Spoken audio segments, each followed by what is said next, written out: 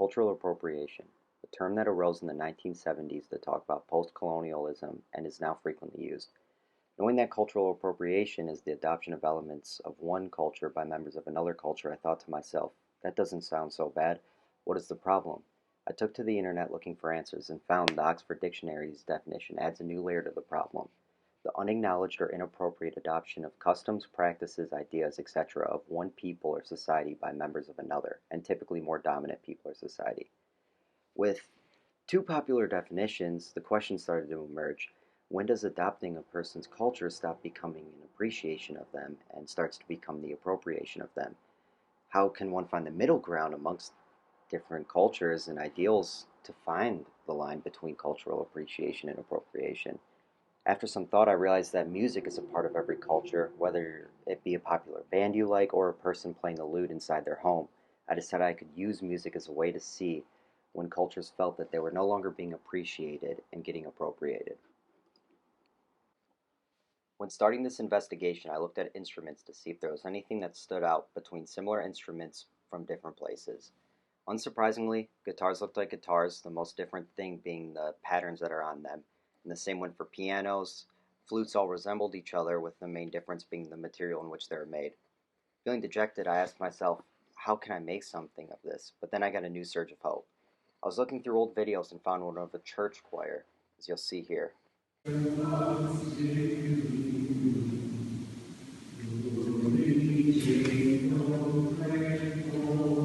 I knew now that the answer wasn't lying in the instruments, but in the music itself. I began listening to people play, myself when I played, and videos of concerts that I've been to and found an emerging trend.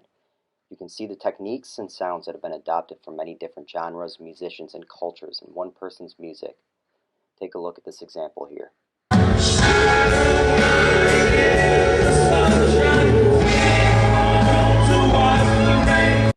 That was a video of Warren Haynes playing Time by Pink Floyd, a musician who appreciated a song by another band and played it for his fans. There isn't a question as to if Haynes is appropriating Pink Floyd because he gave them credit and just covered the song. But what of the song itself? Time is many different things from many different musical genres incorporated into it, an obvious one being psychedelic rock, which they have as a recurring theme in most of their songs. The beginning resembles a song you would hear in a western during a standoff scene, and there's funk, blues, and many more all throughout. All of these have been adopted by Pink Floyd because they liked the sound of them, and incorporating it with their own music made their very recognizable noise. The more I listen to people play, the more I realize that no one gets upset if you incorporate a different culture style in your music. It becomes apparent that adopting something from someone else is not the problem, so then what is? I began reading on the blues, which originated in southern United States in African American communities. Soon it became a super popular genre, and many people grew to love it, from many different cultures. Here's Sammy Hagar playing When the Levee Breaks by Led Zeppelin. You can hear the strong blues roots in the song.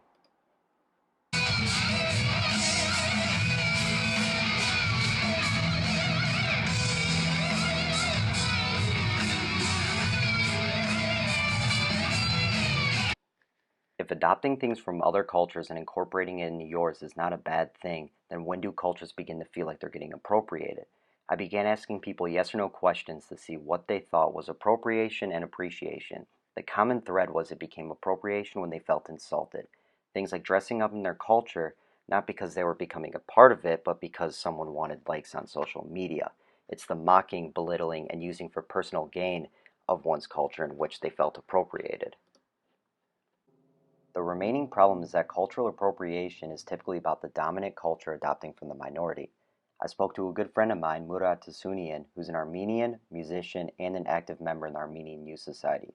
For those of you who don't know, Armenians were genocided by the Ottoman Empire, from which they began fighting for justice and civil rights. Through this, Armenian revolutionary songs began to emerge, songs about Armenian patriotism and their fight against their suppressors. I asked Murat how he would feel if he saw a Turkish person singing an Armenian revolutionary song, and this is what he had to say.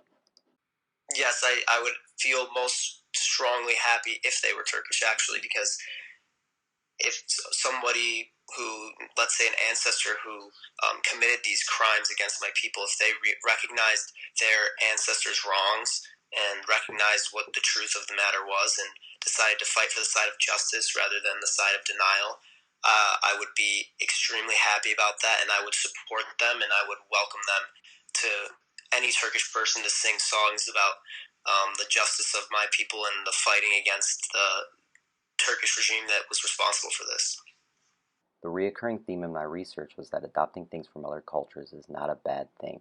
In fact, it's a great way to understand people of all cultures, help them grow off each other, and unite us as humans instead of the subcategories that divide us. The problem is when you aren't learning and adopting things from one another, but taking credit for them, mocking them, or belittling them. In the end, the line revealed itself to be quite clear. Learning, understanding, or at least trying to, and teaching is not appropriation. It's the stealing of another culture that becomes a problem.